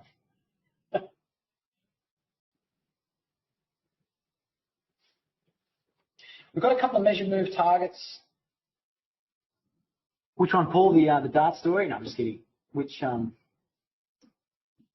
the stop hunters? Should be a game on PlayStation. So those 15-minute bears that sold there, they'll probably scale in.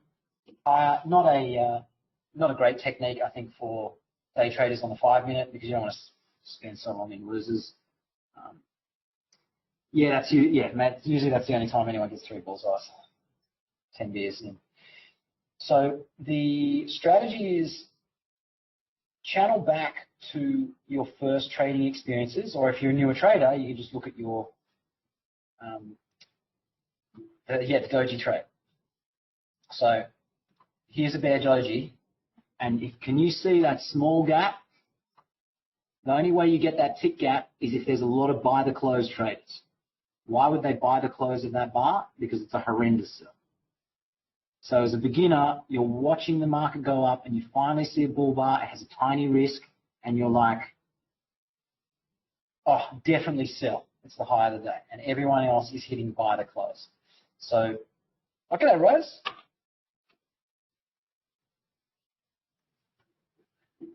So you look for a tight channel.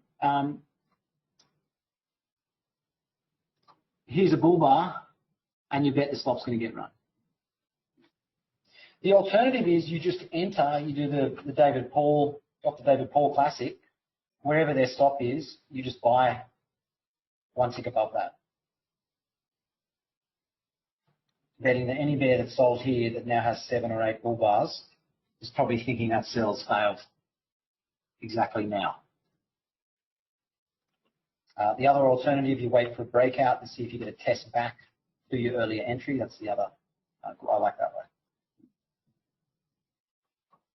I was just scalping on the way up doing that. I took some off at that stop, running the 15 stop, and I'll just keep the other half. It'd be nice to add the other half back on, but in this climactic environment, it really doesn't let me do what I like to do, which is buy below things. I'd let me do it once a week, fair enough. Does that make sense? Also, if your reads, 60% accurate,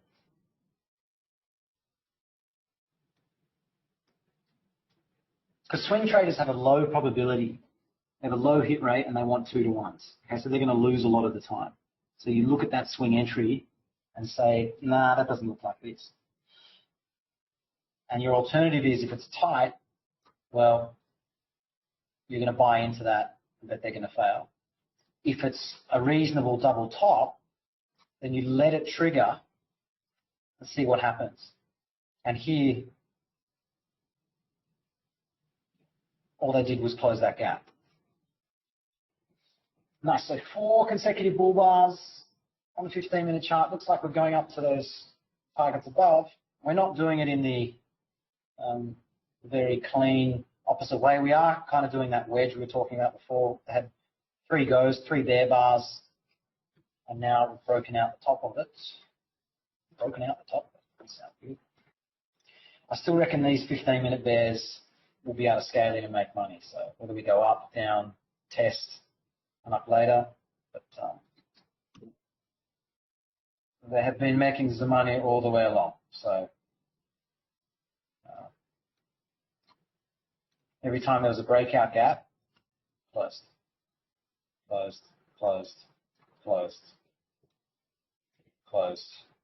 And that's what gives the channel its shape. Yeah, Rick, Dr. Paul, what a shame, hey? What a shame. Really brilliant speaker. I regret I had the opportunity to go to London to see him speak, but I had other stuff come up. And I thought, nah, so I'll just do it next time. And it was Al, Tom, and David Paul. I was like, man, it's life, eh? You just got to just go and do stuff.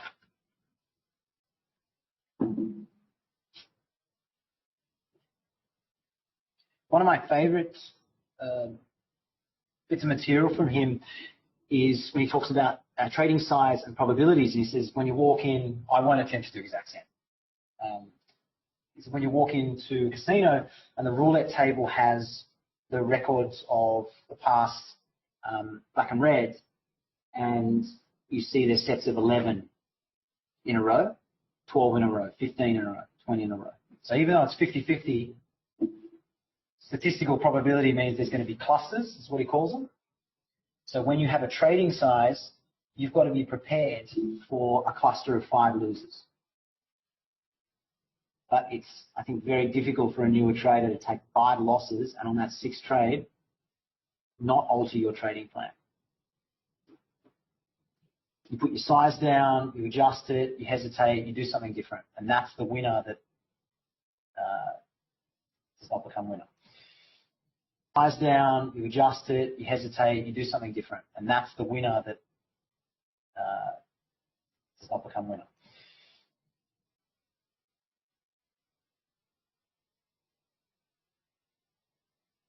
Yeah, we're talking about his material. Yeah, he did pass away. I was saying I had the opportunity to go and see him, but I didn't, and I regretted it. I wish I'd gone to see him.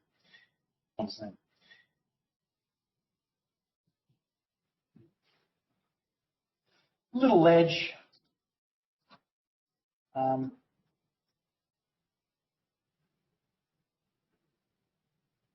Paul's got their ETH bull bar, so we've had big bars down, big bars up. Paul's got their ETH bull bar, so we've had big bars down, big bars up.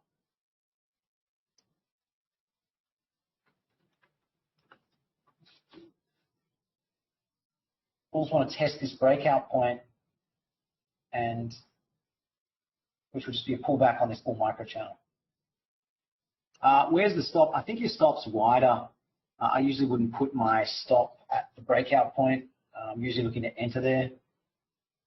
So I think you just rely on your wide stop, see what happens. Or you exit the scalp below any bar and look to take another entry. So if you got out below 15, then you got another bull bar. Can't buy above it, didn't trigger it. You got triggered on 19. That's something you got to practice in NinjaTrader, or whichever your platform is in replay. Getting out, getting back in, getting out, getting back in. Mate, if you type his name into YouTube, his prezos, there's like two.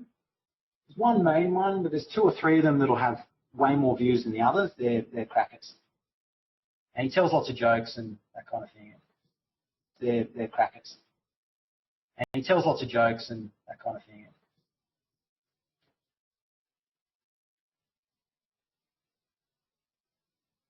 But he basically traded the same setup on stocks all the time, and he always talks about it.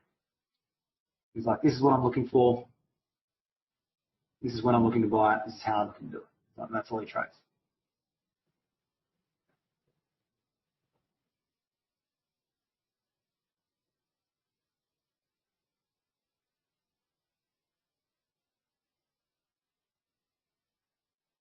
Rosie said, I wanted the world to end me. Oh, mine was so bad. My first couple is so bad. I showed my equity curve. So the long was at the breakout point. So I usually put it just one tick or two ticks above where I think the target is, just to make sure I get filled. It happens to be below a bull bar as well. So I was dragging limit order up as well to get filled on a second position. I took some off on that bear bar, and I'm just looking to add on another one. But it's doing the small pullback thing, which is you've got to buy the close of a bear bar to get in. The stop, I'm just using the 15-minute bar below it. So this is the strongest bull bar in a micro channel, so that's a magnet. So I'm not going to put a stop there, so I'll use the one below. I don't tend to keep my initial risk stop where it is. A lot of my trading, I just use, signal bar, entry bar, follow through bar. So yeah, I'm not so good at just, setting and forgetting it. Unless the environment's kind of like the context a bit different, like here's a bit different. Al talks about these kind of charts where you can see, 4 or 5 bars in a row. So he says zoom in and out and find a time frame where it's clear. 3, 4, 5 bars in a row, pull back. This is great for swing trading because you're taking a position, you're adding on, you're taking some off, you're adding on, so you're never too disconnected. That makes sense. Hey, Rosie, you on after me today, or am I solo? Monday morning solo. I think I was meant to jet at 11 o'clock, but we're having fun, makes money. This, so Ali calls this an opening drive. I think Rick mentioned it below there. Thanks for adding that. That's a great word. No, I think it's just me solo. No worries. This opening drive, and you can be really keen on Monday, especially to get in. And then it's usually best to look for the low one or the high one. So you wait for the pullback, wait for, oh yeah, thanks. You wait for the pullback and then you wait for your entry bar. No one wanted to pair up. Oh. And that's what happened on 6, but 6 didn't give anyone a chance to sell below it. So if we go and have a look at a few opens, down here, you can sell below 3. That's okay. It's a little bit tight, selling at the bottom of the trading range, but that's okay. And then otherwise, you wait for a spike, wait for a pullback, and then you've got your high 1, high above. And usually, that becomes the line in the sand. So if you look, and I encourage you to go and look at enough charts to see that. You've got a pair of consecutive bear bars, inside bar. At some point in that 15 minutes, the high 1's live. Now you've got a second entry short, basically back where you got in. You're like, yeah, okay, I'll probably get out. It's probably not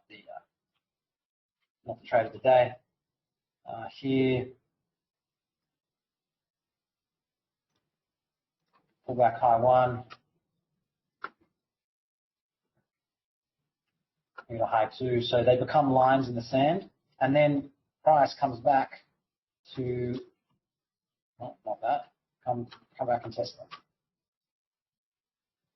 So if you measure those signal bars, put lines on them, you'll find the price comes back to it and no one wants to sell below them, at least not on the first attempt.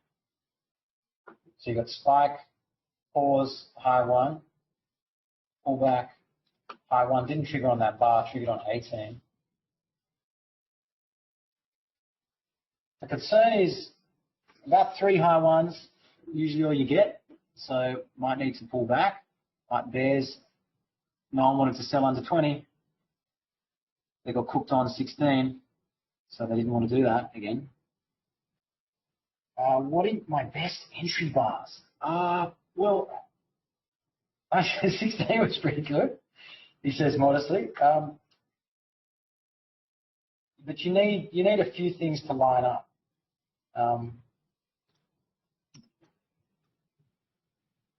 Because it's like, doesn't necessarily have to go my way immediately. I have to feel like I've called what I thought was going to make sense. Like, let's say you look at 48 here and you say, hey, I don't want to buy high. This is the 10th, 3, 6, 7, 8. It's the 9th good-looking bull bar.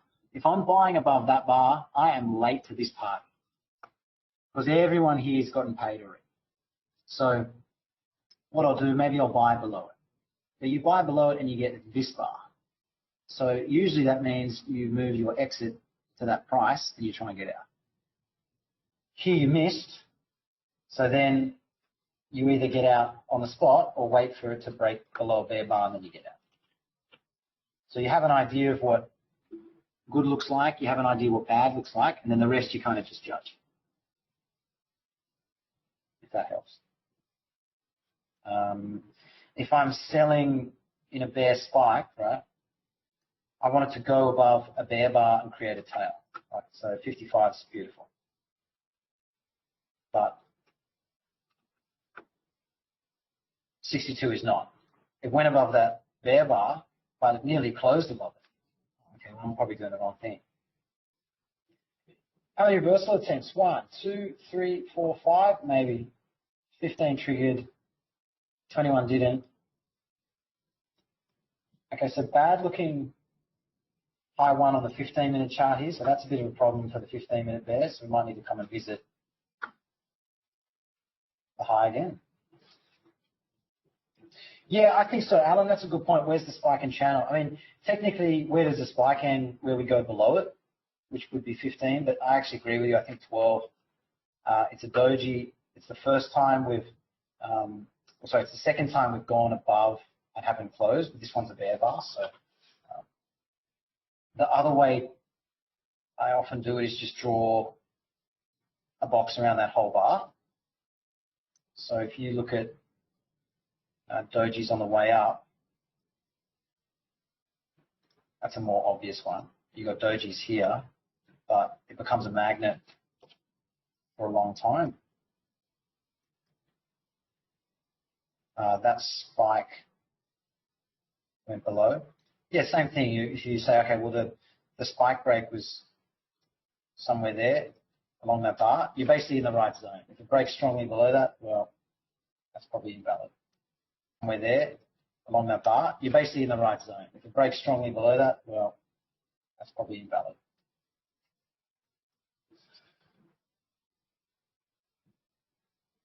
$16 is good because it's yesterday's high. It's a breakout point. We need to test it.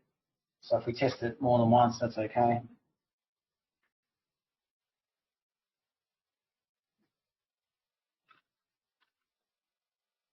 MES and ES should be nearly identical. Maybe, sometimes you get, triggers one bar on one chart, not the other. But there's certainly no shame in the game trading MES. I think it's the best way to scale up your trades. Ali, in the Orlando workshop before the last one, second last, he was trading 3 micros at a time and made $500 or $600. So, there's your $3,000 a week, 150, cut it in half for tax. You know what I mean? There's your trading job. Yeah, trading job.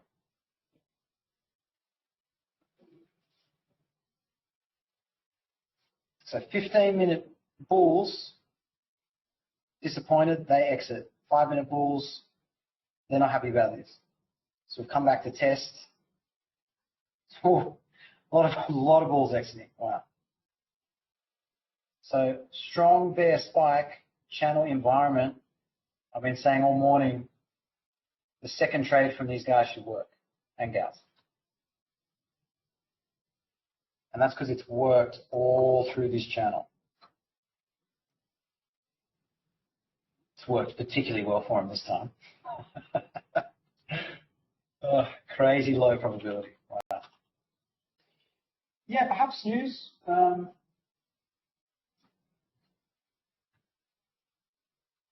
We said earlier, tough to buy above 2 bear bars at the top of a channel. Tough sell below. But we called the expanding triangle here. Break a swing point here, break a high, back down. Now we're back to the swing point.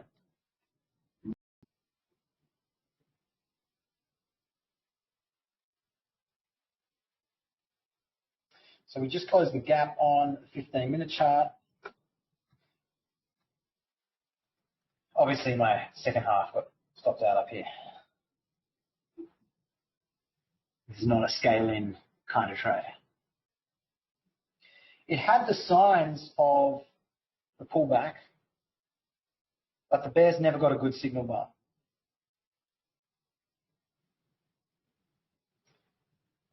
We had strong push down, makes it a weak buy above, strong bull bar with a wide stop, and then you had 15-minute bulls who were pushing the market sitting on this same price for about an hour. Yeah, like I said earlier, you find the days that you're good at. I'm not very good at expanding triangle days, so if we start to do this stuff, I generally just come back later. I'll come back tomorrow. So back down the low of the trading range, we just closed that gap. So if you're a bear and you sold up here and you've got 30 points worth of profit, then you're pretty happy about that. Iran, Israel, yeah, but that was last week's news. That's been floating around. I'm not dismissing it. I'm not saying it's been it's happening tomorrow. It's happening next week.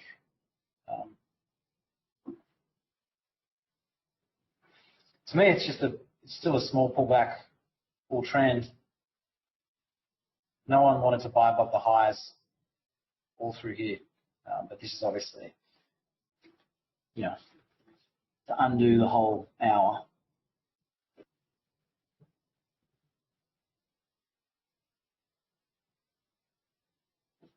Oh, I see what you mean, main networks.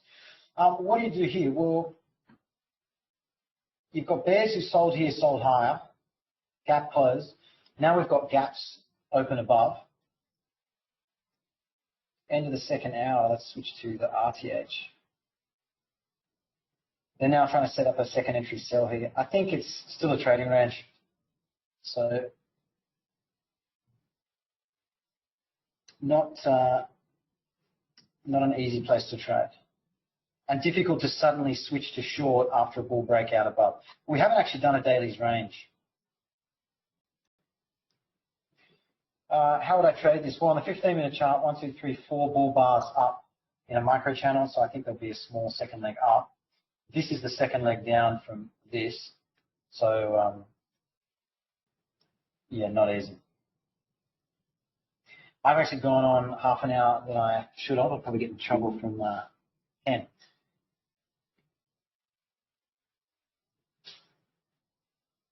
But I don't think I'll trade this bit now. I'll see if a high 2 sets up.